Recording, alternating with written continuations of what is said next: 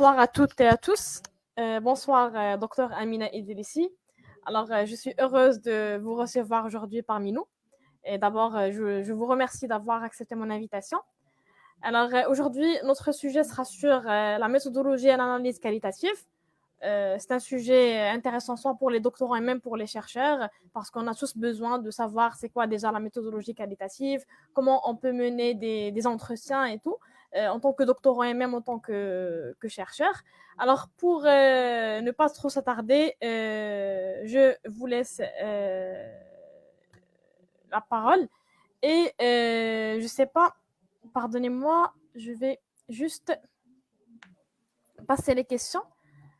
Ok, parfait. Alors, on va laisser les questions pour la fin du live. Comme ça, on peut bien sûr discuter, échanger avec notre intervenante. Je vous donne la parole. Bonsoir Myriam, bonsoir à tous, chère communauté. Je vous remercie. Je remercie Myriam pour la proposition. Désolée d'avoir pris autant de temps avant de répondre présente. J'étais un petit peu Merci prise. beaucoup. Je te remercie Myriam par rapport à cette initiative. On sait à quel point les docteurs et surtout les doctorants ont besoin d'un peu d'orientation en termes de méthodologie, surtout pendant les premières années du cursus doctoral. Donc voilà, étant moi-même passée par cette panoplie de difficultés, j'essaie d'apporter un petit peu du mien, j'essaie de partager avec vous mes connaissances. J'espère que ça va être exhaustif du mieux que je peux. Mais bon, vous allez m'aider à compléter la chose par vos questions à la fin du live. Donc, je vais Oui, essayer d'être exactement. brève, concise et aller droit au but. Donc, une petite présentation comme ça qui ne va pas durer longtemps puisque on préfère encore s'attarder sur vos questions pour palper là où il y a vraiment le besoin. Donc, pour moi, la recherche est une histoire. C'est une histoire, c'est une aventure. Et avant qu'on ne s'y prenne en tant que recherche doctorale, il faut savoir connaître l'essence de la chose. Alors déjà, nous, on est inscrit dans des sciences de gestion. Que vous soyez économiste, gestionnaire, financier ou autre, ce sont des sciences de gestion. Alors les sciences de gestion, c'est une science sociale. Ça veut dire qu'on tire le mindset ou le mainstream de la connaissance scientifique de la sociologie. Et en sociologie, il y a deux courants de pensée qui sont prédominants, à savoir l'objectivisme et le subjectivisme. Alors, quand on parle d'objectivisme et subjectivisme, c'est quoi la différence? La différence est dans la conception de la pensée. Alors, quand on est une personne qui s'instaure dans l'objectivisme, pour nous, la pensée est une manipulation mécanique des symboles qui existent dans le réel. Alors, pour eux, la pensée suffit à faire correspondre donner un sens et le faire correspondre à ce qui existe dans le réel. Donc le réel, il est là déjà. On ne fait que calquer dessus une petite pensée. Par contre, quand on est dans un courant qui est subjectiviste, alors là, la pensée, elle est conçue comme étant une structure. C'est une structure qui va donner naissance à un système de conscience qui va commencer à donner un sens à l'expérience avec le réel. Donc là, le réel, il n'existe pas d'une façon immuable, mais il y a une expérience qu'on va construire avec ce réel. Donc, de là, on va commencer à voir les multiples paradigmes épistémologiques dont vous entendez parler. Alors, de là, on va avoir les gros mots que tout le monde connaît, qui sont positivisme, constructivisme ou je ne sais quoi d'autre. Alors, quand on est dans l'objectivisme, notre réalité, elle existe déjà, elle est immuable, elle est antérieure à la recherche, on ne peut que l'observer ou la mesurer. On ne peut pas la changer, on ne peut pas l'influencer. Donc là, on s'instaure dans deux types de paradigmes. Soit on est dans le positivisme pur et dur, et qui, selon les plus grands épistémologues, est un paradigme qui, normalement, n'est pas du tout adapté pour les sciences de gestion. Il est adapté pour tout ce qu'on appelle sciences pures, alors que les sciences de gestion sont des sciences artificielles, si l'on veut. Et pour tout ce qui est réalisme scientifique. Alors, objectivisme, positivisme, réalisme scientifique. Quand on est dans le subjectivisme, alors là, on va en déduire 3 paradigmes épistémologiques, à savoir le réalisme critique.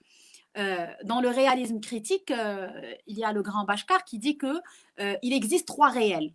Alors là, on est dans la conception du réel. Il existe 3 réels. Il y a un réel profond, où il y a les mécanismes générateurs qui sont responsables des événements qui sont logés dans le réel actualisé. Et ces événements, on arrive à les comprendre ou à les observer à travers les perceptions des acteurs qui sont dans le réel empirique. Donc là, on commence un petit peu à introduire tout ce qui est expérience avec le réel. Donc, on est sorti de l'objectivisme, on est dans le subjectivisme. Après, il y a le deuxième paradigme, c'est ce qu'on appelle l'interprétativisme. Alors, l'interprétativisme, c'est là où le réel est perçu par les acteurs. Il n'est pas immuable, mais il dépend des perceptions des acteurs. Et il y a l'extrême, il y a le constructivisme. Là, le réel, il est construit par les acteurs. Alors, là, le chercheur, il est censé se positionner par rapport au réel pour savoir dans quel paradigme il va s'inscrire. Et par la suite, il est censé savoir quel est son objectif à travers cette recherche. Donc, quand je suis un positiviste, mon objectif est de pouvoir décrire la réalité et la mesurer. Alors, je vais avoir des variables qui sont déjà existantes et je vais commencer à soustraire ou à déduire les liens qui existent entre ces variables. Quand je suis dans le post-positivisme, on rentre dans le réalisme. Alors, il y a le réalisme critique, il y a le réalisme scientifique, je m'excuse, qui est toujours dans l'objectivisme. Alors là, j'essaie de connaître et d'expliquer uniquement des phénomènes qui sont observables. Donc, je n'essaie pas de comprendre le comment du pourquoi, on est toujours dans la description pure et simple. Alors là, on rentre un petit peu dans le subjectivisme avec le réalisme critique. Alors, dans le réalisme critique, je vais essayer d'identifier ou de faire ressortir les mécanismes générateurs qui sont à la base des perceptions des acteurs. Ensuite, il y a l'interprétativisme. Alors là, on essaye de comprendre les processus d'interprétation, on essaye de savoir comment est construit le sens de communication, le sens d'engagement dans les différentes situations du vécu. Et après, il y a le paradigme constructiviste, on est dans le pur subjectivisme. Là, on est en train d'essayer de construire d'une manière intelligible des théories à partir des flux d'expériences qui se passent dans le réel. Alors, très bien. Là, je suis un chercheur. Je sais si je suis dans l'objectivisme, si je suis dans le subjectivisme, si je suis dans l'objectivisme, je sais que j'ai le choix entre 2 paradigmes et pas plus. Si je suis dans le subjectivisme, je sais que j'ai le choix entre 3 paradigmes. Et ça dépend de mon objectif final de cette recherche doctorale. Très bien. Alors là, on commence à décortiquer la chose. On était dans la sociologie, on est passé dans une autre discipline qui s'appelle l'épistémologie. Mais qu'est-ce que l'épistémologie? Parce qu'il faut savoir comment jouer avec ces gros mots, comme je les appelle moi. Alors, l'épistémologie à la base, c'est tout simplement une étude de la constitution des connaissances valables. Alors, je vais savoir comment est-ce que je vais constituer ma connaissance. Et c'est là que je suis censée choisir un paradigme. Est-ce que je suis positiviste, réaliste, interprétativiste, constructiviste? Très bien. Je sais quel est mon objectif. Est-ce que j'essaie de comprendre le réel? Est-ce que j'essaie de mesurer le réel? Je me suis positionnée par rapport au réel. Très bien. Je sais que je m'instaure ou je m'inscris dans l'un de ces paradigmes. Par la suite, je suis censée adopter une méthodologie de recherche. Qu'est-ce que la méthodologie de recherche? Alors, c'est l'ensemble des méthodes que je peux adopter pour construire une thèse doctorale ou un article scientifique, n'importe quel construit scientifique.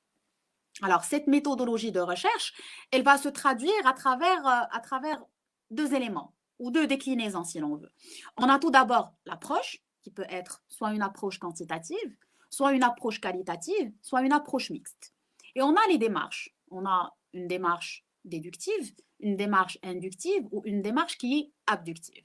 Alors, entre ces 3 éléments, épistémologie, méthodologie, approche et méthodologie, démarche. Alors là, il faut savoir qu'il y a un fil conducteur.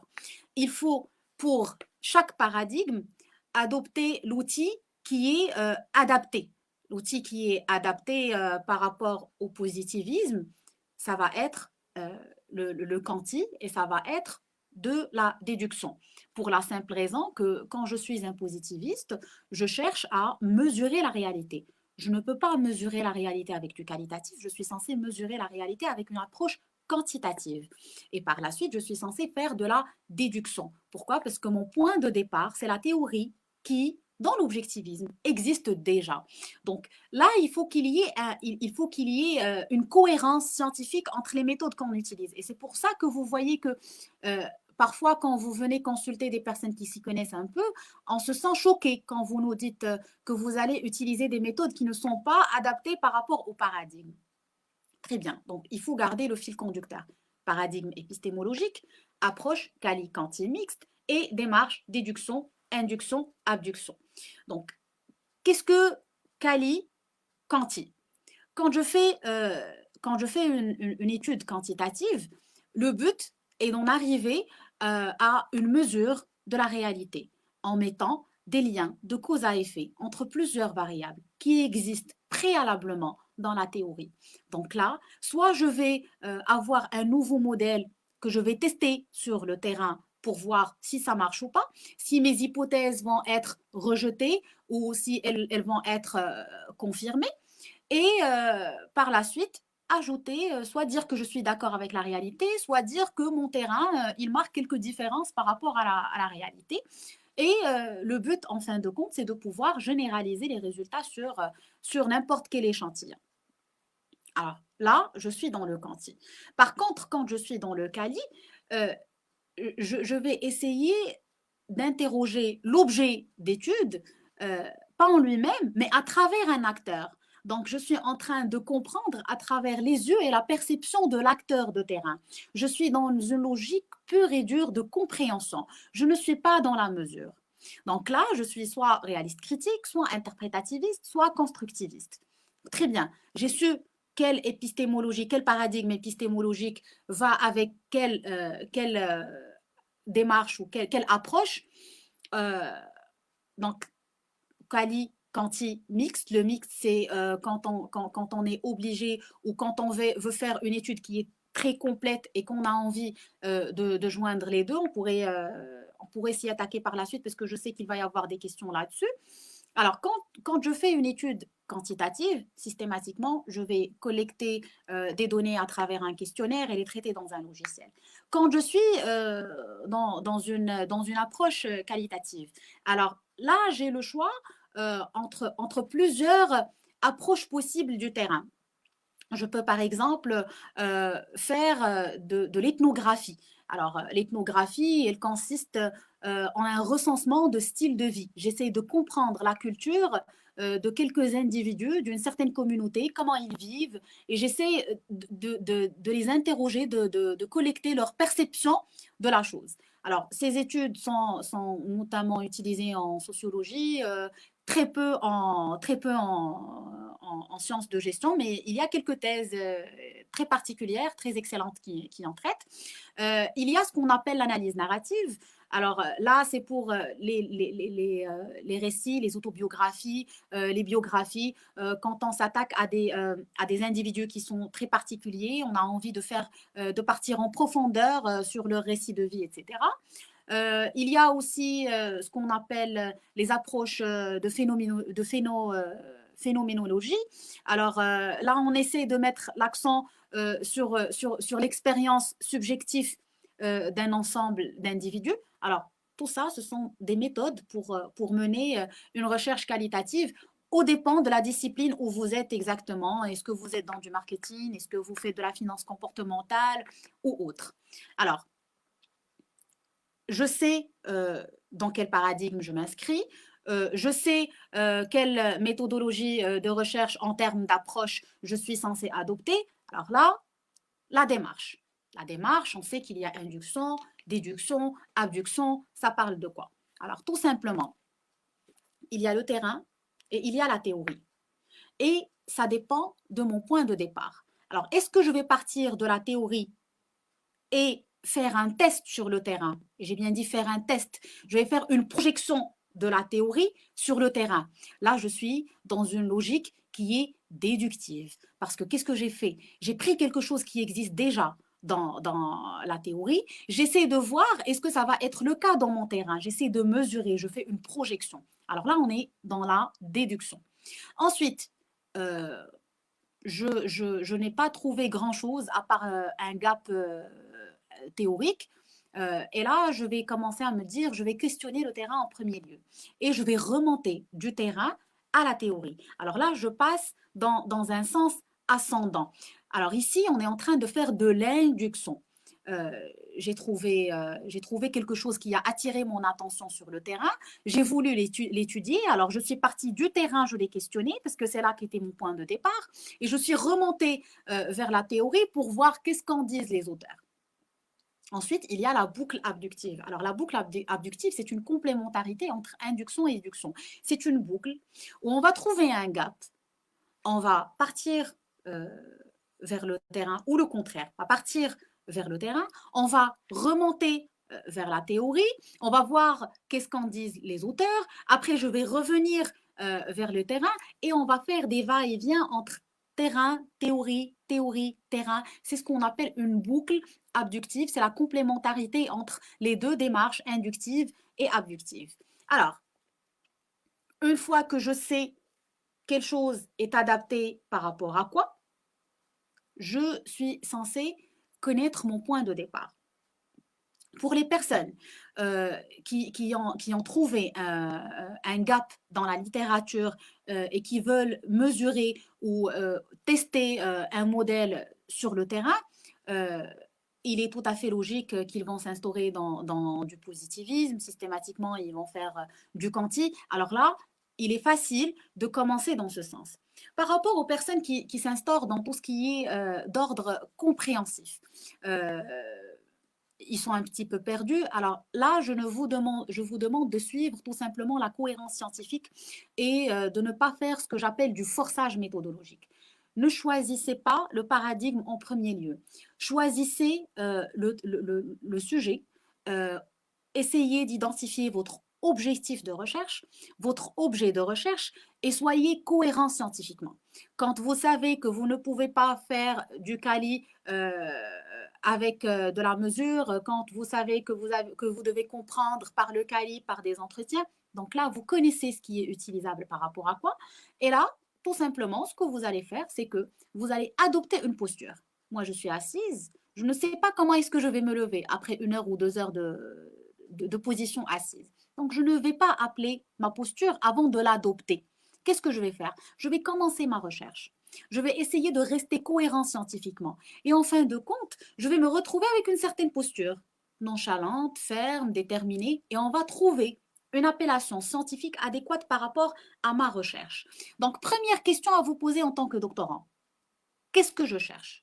Je dois connaître mon objectif de recherche. Qu'est-ce que je veux faire? Quel est mon objectif à travers cette recherche? Très bien. Je connais mon objet de recherche. Alors après, deuxième question à se poser, qu'est-ce qu'en dit la littérature? Est-ce qu'il y a des auteurs qui en ont parlé avant moi? Si oui, sinon, si oui, de quelle manière? Sinon, pourquoi on n'en a pas parlé? Est-ce qu'il y a des personnes qui ont fait une insinuation, une petite idée là-dessus? Très bien. Alors, je sais ce que la littérature en dit. Après, je vais me dire comment je vais atteindre cet objectif. Donc, est-ce que je vais aller vers le terrain maintenant? Est-ce que je garde pour l'instant un œil uniquement sur la littérature? Qu'est-ce que je suis censée faire? Très bien. Donc, je sais, est-ce que je vais remonter vers la théorie? Est-ce que je reste dans le terrain? Est-ce que je suis dans la théorie ou dans le terrain? Donc là, si vous avez saisi, je sais déjà, est-ce que je suis dans l'induction, abduction, déduction, etc. Ensuite, je suis censée me dire, ah d'accord, voici mon objectif, voici comment je vais l'atteindre. Question suivante, à qui est-ce que je vais m'adresser? Est-ce que je vais m'adresser à des individus? Est-ce que je vais m'adresser à un phénomène? À qui je suis censée poser des questions? Donc là, je suis censée choisir un échantillon. Très bien. J'ai choisi l'échantillon, je sais à qui je vais m'adresser. Ensuite, je suis censée choisir les individus, les informateurs, les personnes qui vont me donner des réponses à mes questions. est là, c'est là que je suis censée commencer à construire les outils par lesquels je vais collecter mes données. Alors, j'essaie de garder toujours un fil conducteur pour que vous gardiez une cohérence. Donc, la posture, c'est un point d'arrivée. Ce n'est pas un point de départ. Je commence ma recherche. J'ai un mainstream. Je connais la science, comment elle est construite. J'ai une bonne connaissance de la méthodologie. Je sais qui va avec quoi. Je ne vais pas faire du forçage. Je me pose les bonnes questions. Qu'est-ce que je cherche? Qu'en dit la littérature? Comment je vais atteindre mon objectif? À qui je dois m'adresser? De quelle manière je vais m'adresser? Très bien. Donc là, je passe dans le vif du sujet. Si moi, je suis dans le calier, si moi, je suis dans une logique compréhensive, je sais ce qu'on dit la littérature, ou la littérature, on n'en a pas parlé assez, et moi, j'ai envie de compléter, de proposer, j'ai envie d'essayer de comprendre. On ne va pas refaire le monde scientifiquement. Tout ce qu'on essaie de faire, c'est essayer de comprendre. Donc, quand je suis dans une logique de compréhension, ce que je vais faire, c'est que je vais adopter une approche qualitative. Très bien. Je vais adopter une approche qualitative. Comment est le terrain? Comment est-ce que je vais aborder ce terrain? Donc, tout d'abord, je suis censée choisir un échantillon. Donc, l'échantillon, c'est quoi la différence avec les échantillons que vous connaissez déjà dans le quanti? Dans le quanti, vous aviez ce qu'on appelle échantillon probabiliste, échantillon non probabiliste. Il y a une grande confusion qui porte à dire que l'échantillon qualitatif est un échantillon qui est non probabiliste. Ce n'est pas le cas, c'est une erreur. Alors, probabiliste, non probabiliste, on est dans les calculs, on est dans la taille de l'échantillon, ça c'est du quanti. Je rentre dans le quali. On a deux types d'échantillons.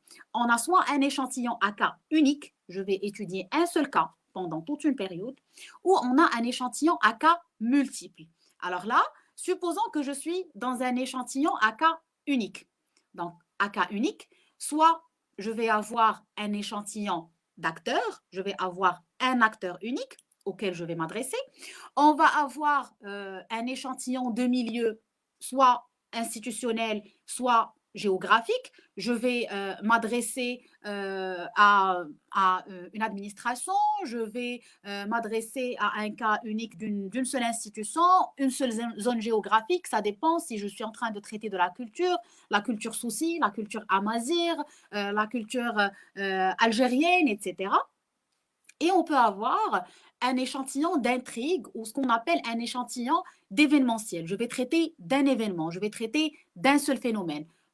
Comme par exemple les personnes qui ont envie d'avoir une compréhension d'un phénomène qui est en relation avec la conjoncture actuelle, qui est la pandémie du coronavirus. Alors là, ce sont des études de cas uniques. C'est le premier type d'échantillon qualitatif. Deuxième type d'échantillon qualitatif, c'est ce qu'on appelle les études de cas multiples. J'ai plusieurs cas. Donc là, soit on a une étude de cas multiples par contraste ou par homogénéité. Donc, soit je choisis plusieurs cas qui sont différents parce que la différence va faire ressortir ce que je veux étudier, soit on essaie de choisir une étude de cas multiple, plusieurs cas qui sont homogènes parce que mon objectif est dans l'homogénéité. Donc, soit par contraste approfondi, soit par contraste saturation. Donc là, on va travailler avec la saturation et on va commencer à apprendre à accumuler les cas jusqu'à ce qu'on trouve qu'il y a une saturation. Ça veut dire que les mêmes résultats se répètent, se répètent, se répètent. Donc là, je suis censée arrêter. Soit par quête du cas négatif. Donc là, je choisis plusieurs cas. Et j'émets une supposition. J'ai bien dit supposition, je n'utilise pas le terme hypothèse parce que je ne fais pas du quanti. Faites attention à la terminologie, s'il vous plaît. Alors, là, on va essayer de choisir plusieurs cas. Ils sont tous pareils, jusqu'à ce que je trouve le cas négatif, l'exception qui va confirmer ou qui ne va pas confirmer la norme. Donc voilà, étude de cas unique, étude de cas multiple. Et dans ces deux situations, la taille de l'échantillon n'est pas significative. Il n'y a pas de taille de l'échantillon à la base. La différence entre étude quanti et étude quali, c'est que quand je suis dans une étude quantitative, le but définitif, c'est de pouvoir généraliser les résultats. Parce que quand vous choisissez un échantillon, vous choisissez un échantillon à la base de la population mère. Alors, l'échantillon doit être représentatif. Pourquoi? Parce qu'en fin de compte, vous allez généraliser les résultats. Vous allez dire que si X influence Y positivement pour l'échantillon doit être représentatif de manière à ce que X influence Y dans la population mère. Ce n'est pas mon cas dans le Kali, parce que dans le Kali, j'essaie de comprendre tout simplement. Quand je suis dans une logique qui est purement compréhensive, je cherche uniquement à comprendre un phénomène, une perception. Donc, mon objectif, c'est une généralisation analytique. Qu'est-ce que la généralisation analytique? Ça veut dire que je dois être prudent et objectiviser la chose de la manière la plus possible pour que si les mêmes conditions se reproduisent, les mêmes résultats vont se reproduire. Mes résultats doivent être fiables dans le sens où si j'ai des acteurs avec les mêmes conditions, dans les mêmes circonstances, dans les mêmes environnements, mes résultats vont se reproduire. Ça veut dire que mon étude, elle est fiable, elle est scientifiquement correcte. Bien. Alors, une fois que j'ai choisi mon échantillon, je sais à qui est-ce que je vais m'adresser. Je suis censée me dire, d'accord, comment est-ce que je vais m'adresser à ces individus? Comment je vais m'adresser à ce qu'on appelle des informateurs, des acteurs de terrain? Alors, comment je vais m'adresser à mes informateurs? Ça dépend de ma finalité. Alors, on a plusieurs méthodes. On a des entretiens qui peuvent être soit directifs, soit semi-directifs, soit je pose des questions qui sont très étroites, soit je pose des questions qui sont vagues et je ne suis pas censée proposer la réponse à mon acteur de terrain parce qu'il est censé répondre de la manière la plus spontanée qui soit.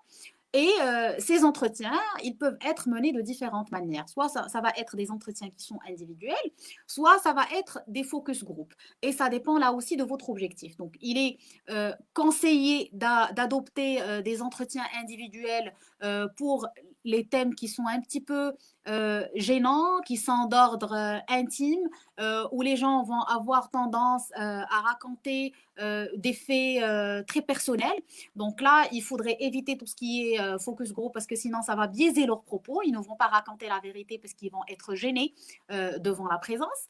Et par contre, quand on va étudier un phénomène de groupe, où je m'intéresse à la diversification ou à la diversité des points de vue, alors là, il vaudrait mieux mener des entretiens avec un groupe, c'est ce qu'on appelle les focus group. Alors là, soit j'ai les entretiens, que ce soit études de cas uniques, multiples, ça dépend de votre objectif. On a ce qu'on appelle les récits de vie. Alors, les récits de vie sont adaptés à tout ce qui est d'ordre études narratives, ce qu'on a cité tout à l'heure, approche narrative, pour les biographies, autobiographies, etc. C'est là où on se focalise sur une seule personne qui va commencer à raconter sa vie en détail. Alors, ensuite, il y a ce qu'on appelle les observations participantes. C'est quand vous commencez à faire partie de votre terrain et vous allez commencer à faire des observations externes, internes, observations participantes. C'est quand vous ne faites pas qu'observer, mais vous observez, vous déduisez, vous essayez de faire des expérimentations sur votre terrain. C'est ce qui est fait en général dans les recherches actions. Donc, vous allez commencer à changer des choses. Supposons que vous allez traiter d'un phénomène par recherche action dans une entreprise. En cours de restructuration, on fait appel à vous pour changer des choses. Alors là, qu'est-ce que vous faites? Vous essayez de faire des observations. Après, vous collectez des constats. Vous voyez qu'il y a ceci ou cela qui ne marche pas. Vous essayez d'envoyer des stimulus aux acteurs de terrain et voir leur feedback. Vous essayez de changer les choses. Vous avez une action là-dessus. C'est pour ça qu'on l'appelle recherche-action. Vous allez essayer de changer les choses. Après, vous allez refaire la même chose, collecter les observations, les traiter, voir comment ça marche. Après, vous allez présenter vos résultats de la manière suivante. Les actions que vous avez faites, comment vos acteurs de terrain, vos informateurs ont réagi, comment était leur feedback, et ainsi de suite. Alors, outils de collecte de données, entretien, récit de vie, observation participante. Alors, très bien. je sais comment est-ce que je vais m'attaquer à mon terrain, quand je sais comment est-ce que je vais poser des questions à mes informateurs. Donc, je reprends une vision globale de ce qu'on appelle la mise en place du protocole de recherche. Alors, très bien. Je suis partie d'une question centrale de recherche qui s'est déclinée en plusieurs questions de recherche qui sont remontées du terrain. Pas d'hypothèse, pas de variable. Je n'ai rien du tout jusque-là. J'ai des questions qui ont surgi du terrain auxquelles j'ai envie de répondre. Très bien, je me suis instaurée dans une étude qualitative puisque je sais très bien que ce que je cherche, c'est la compréhension. J'ai su que je vais avoir un échantillon, soit par cas unique, soit par cas multiple, selon mon objectif. Je sais que je vais aborder mon échantillon soit par entretien, soit par récit de vie, soit par observation participante. Donc, je récapitule, protocole de recherche. J'ai une unité d'analyse. Je reprends l'exemple de ma thèse. Je travaillais sur une approche dyadique pour pouvoir proposer un complément de l'outil de notation des entreprises pour les crédits investissement en général à travers la psychologie différentielle. Donc, ce que je devais étudier, c'était la perception qu'a le banquier de l'entrepreneur, son client, et que l'entrepreneur a de son banquier et vice-versa. Alors, mon unité d'analyse, c'était un dossier de crédit. Ce dossier de crédit, il se compose de deux acteurs de terrain, deux informateurs. Très bien. Alors, mes deux informateurs, c'était d'une part le banquier, d'autre part l'entrepreneur. Donc, vous devez choisir vos unités d'analyse. Si vous allez vous attaquer à tout ce qui est économie verte, économie responsable, disons. Alors, vous allez chercher des unités d'analyse qui sont des entreprises qui sont responsables écologiquement. Après, dans ces entreprises qui sont vos unités d'analyse, vous êtes censé choisir les acteurs de terrain. Ce sont les informateurs. Vous devez savoir, est-ce que vous allez avoir un seul type d'informateur ou plusieurs types d'informateurs? Alors, si vous allez avoir un seul type d'informateur, ça veut dire que c'est le même poste que vous allez objecter dans toutes les unités d'analyse. Dans toutes les entreprises, vous allez parler au contrôleur de gestion. Dans toutes les entreprises, vous allez parler au manager. Si vous avez plusieurs informateurs, ça veut dire que dans chacune des entreprises, vous allez vous adresser à plusieurs postes, plusieurs personnes. D'accord? Donc ensuite, on va savoir comment on va parler à chacune de ces personnes, entretien, récit de vie, etc., ce dont on a parlé précédemment. Alors là, c'est bon. J'ai mon protocole de recherche, je sais comment je vais parler aux individus. J'ai choisi les entretiens, par exemple. Alors, j'ai choisi les entretiens, je suis censée avoir un guide d'entretien, parce que pour les autres méthodes, pour les entretiens, je suis censée avoir un guide d'entretien. Pour le récit de vie, j'essaie juste de recadrer la personne pour ne pas déborder du sujet, parce qu'en général, c'est un récit de vie. Donc, ce qui m'intéresse, c'est son récit en totalité. Si je suis dans la recherche action, je vais avoir des tableaux de bord où je vais tout noter et peut-être des entretiens avec mes tableaux de bord. Donc, les entretiens sont un petit peu présents partout. On va se focaliser sur comment mener un entretien. Comment mener un entretien? Je suis censée avoir un guide d'entretien. Alors, sur mon guide d'entretien, je vais avoir une petite partie introductive qui va présenter qui je suis, mon objectif à travers cette recherche doctorale. Elle va mettre en confiance et donner une certaine... Ça va rassurer l'informateur du terrain pour lui dire que quand vos informations vont rester confidentielles.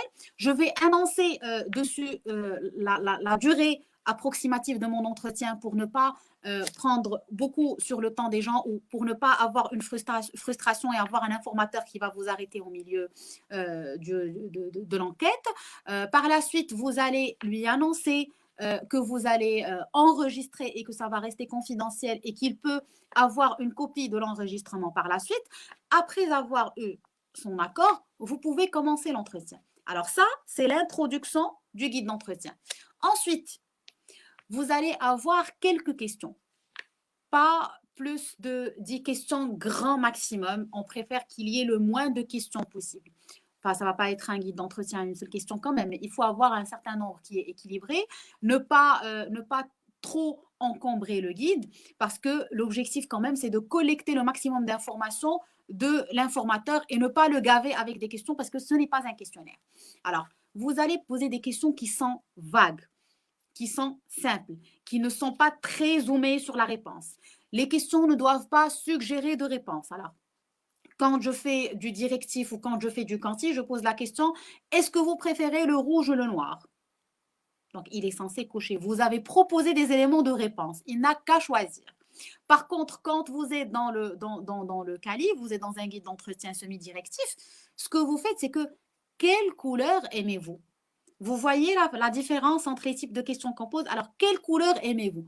Et vous le laissez s'exprimer. Vous le laissez parler. Alors, lui, quand il parle, il y a possibilité qu'il déborde un tout petit peu. Ce que vous êtes censé faire, c'est de le ramener d'une manière délicate au sujet sans le frustrer.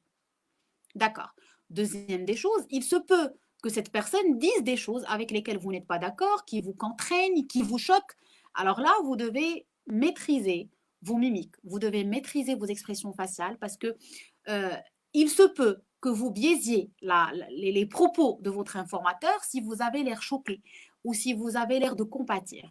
Vous devez garder un visage qui est neutre. Votre visage ne doit pas exprimer ni de compassion, ni d'empathie, ni de contrariété, ni absolument aucune émotion du mieux que vous pouvez pour ne pas biaiser les propos. Parce que si vous êtes choqué et qu'il a un certain biais de désirabilité, il pourrait changer ses propos de manière à vous plaire, chose qu'on ne veut pas.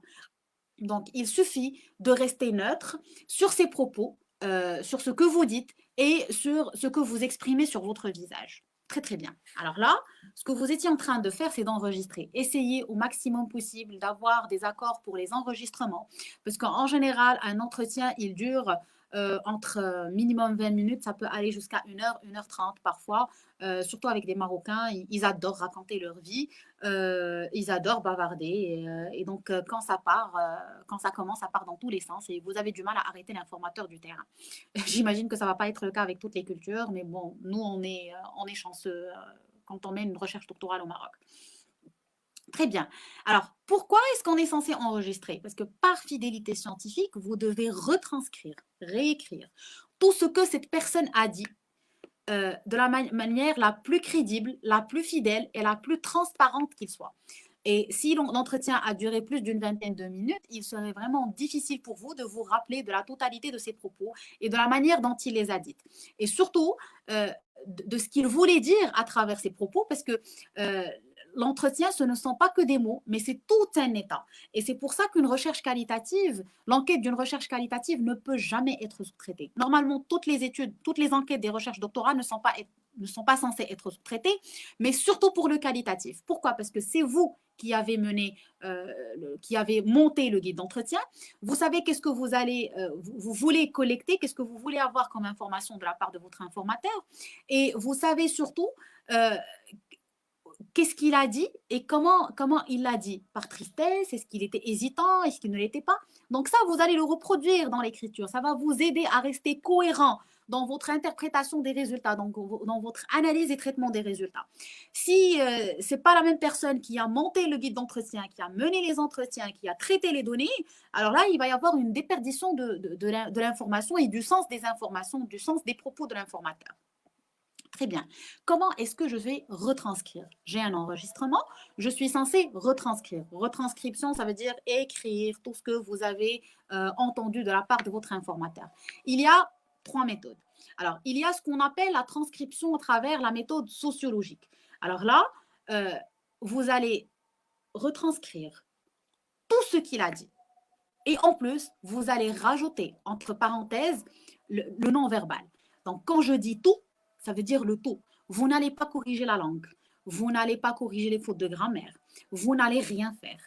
L'effort que vous pouvez faire, c'est de traduire de la manière la plus fidèle qui soit les propos qui n'ont pas été dits dans la langue où vous voulez écrire votre rapport, dans la langue où vous travaillez. En général, c'est notre problème parce qu'on travaille, on remet des thèses, des rapports de thèse qui sont en français ou en anglais, mais la plupart de la population, elle ne parle pas ces deux langues. Donc, même quand elle parle ces deux langues, elle se retrouve à bafouer avec, à lancer quelques petits mots, si ce n'est pas la majorité du discours qui en a. Alors, vous mettez le tout. Il était hésitant, il disait il tiquait, il répétait des mots. Vous allez écrire le tout. C'est ce qu'on appelle la retranscription sociologique.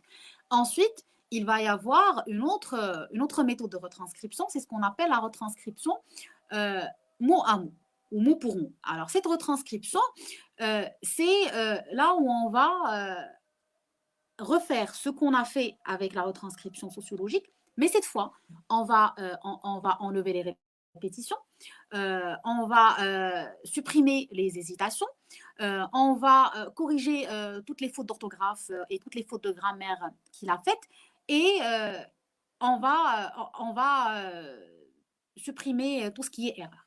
Alors ensuite, il va y avoir la retranscription ubicus. Alors, c'est la retranscription mot pour mot, mais là, on va garder les hésitations, les remarques en annexe. Le reste, on va le mettre d'une manière qui est épurée, rectifiée, sans mettre entre parenthèses ces gestes ou tout ce qui est communication non verbale. Donc, c'est la plus épurée possible. La moins épurée, la plus fidèle, c'est la sociologique. Ensuite, il y a le mot pour mot. Ensuite, il y a le ubicus. Il n'y a pas de bonne méthode et de mauvaise méthode. Il y a une bonne méthode pour chaque objectif. Il y a une méthode qui est la mieux adaptée pour chaque objectif de recherche. Alors, très bien, j'ai retranscrit. C'est bon, mon travail, il s'arrête là. Parce que là, je vais commencer le travail avec l'outil que je vais utiliser. Et vous savez qu'il y a un outil vedette que tout le monde utilise ou dont on entend le plus parler parce qu'il a été trop médiatisé, c'est le NVivo qui est payant et qui n'est pas donné. Je sais que c'est cher, surtout pour des doctorants qui ne sont pas boursiers. Il y a Alcest, il y a Lexico, il y a Atlas, il y a Hyper Research, il y a beaucoup d'outils. Celui qui est le plus utilisé au Maroc, qui est payant, c'est NVivo. Celui avec lequel j'ai travaillé et que je conseille, c'est Eramutech. Donc, je ne sais pas comment est-ce que je pourrais échanger avec vous. J'ai un petit tableau qui dresse la comparaison entre ces outils, leur degré d'expertise, leur puissance d'analyse et surtout leur coût. Donc, moi, personnellement, je conseille Iramutech parce que on aboutit au même résultat d'une manière qui est très visuelle, scientifiquement correcte et qui est open source et qui donne les mêmes résultats qu'Envivo. D'ailleurs, dans les degrés d'expertise suggérés, ils sont sur le même degré. Alors, j'ai fait mon étude qualitative. Je suis partie d'une question de recherche avec une logique de compréhension. Je suis remontée du terrain à la théorie où j'étais en train de faire des allers-retours entre terrain et théorie. Quelle est la finalité? Alors, comme vous le savez, dans des études quantitatives, la finalité, c'est de pouvoir confirmer ou infirmer les hypothèses qui mettent en lien de cause à effet deux variables. Là, c'est le output de tout ce qui est quantitatif. On n'a pas d'apport théorique. On peut avoir des apports managériels, on peut avoir d'autres types, mais on ne cherche pas à modifier la théorie, on cherche à mesurer la réalité, à mesurer ce qu'il y avait sur la théorie et dire est-ce que ça s'applique à notre terrain ou pas, est-ce que notre terrain est conforme par rapport à la théorie ou pas.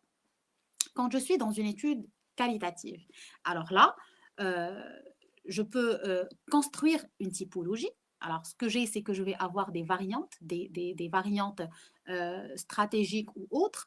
Je n'ai pas de variables. Je vais avoir des verbatims qui vont ressortir. Ce sont des termes qui vont être beaucoup utilisés par les informateurs qui vont revenir à plusieurs reprises et que je vais lier à des concepts qui sont théoriques. Alors, je vais avoir possible une construction de typologie. Ça répond à la question de quoi mes cas sont-ils des cas. Je peux avoir une redéfinition de concepts ou de théories qui existent déjà.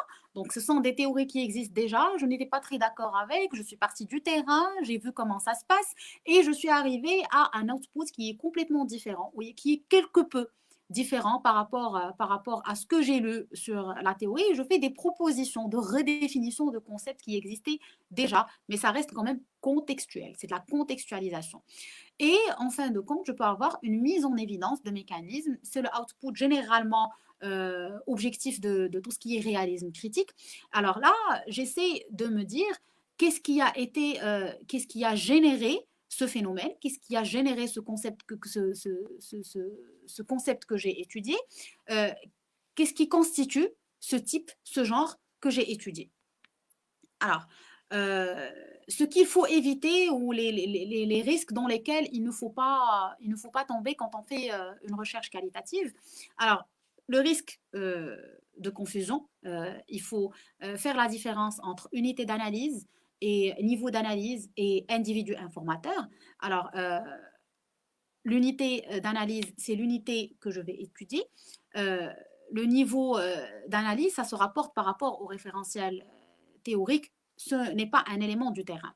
Il y a aussi ce qu'on appelle, il y a plusieurs risques. Je vais m'arrêter sur les trois les plus importants. Déjà, le risque de confusion entre acteurs de terrain, informateurs et unité d'analyse et niveau d'analyse. Ensuite, il y a le risque d'équifinalité. Alors, le risque d'équifinalité, c'est un risque où le chercheur a tendance à survaloriser une seule théorie explicative. Et de préférence, même si on n'arrive pas à trouver plusieurs théories auxquelles on va s'adosser, dans la recherche qualitative, on peut avoir ce qu'on appelle un référentiel théorique. Donc, vous allez emprunter quelques aspects à quelques théories et vous allez les utiliser sans pour autant faire valoriser une seule qui va dans votre sens ou qui est d'accord avec ce que vous voulez avoir comme objectif parce que vous ne savez pas où est-ce que vous allez atterrir quand vous faites du Kali. Et il y a en fin de compte le risque de circularité, c'est de se focaliser uniquement sur les propos ou les dires ou les faits qui vont confirmer une certaine théorie. Donc, ce sont les risques que vous risquez de rencontrer. Essayez de rester le plus objectif possible par rapport à ça, parce qu'on est dans un continuum de subjectivité. Euh, donc voilà, j'espère que j'ai pu retracer du début jusqu'à la fin d'une étude qualitative. C'est tout pour moi.